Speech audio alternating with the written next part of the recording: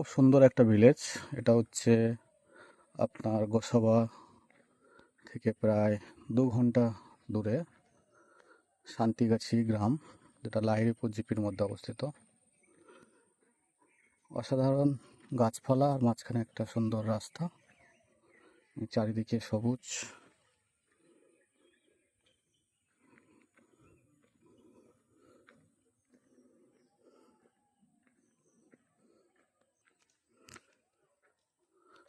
নিরিবিলি মুক্ত পরিবেশ, মুক্ত অক্সিজেন, বিশুদ্ধভাবে মানুষ জীবনযাপন করেন।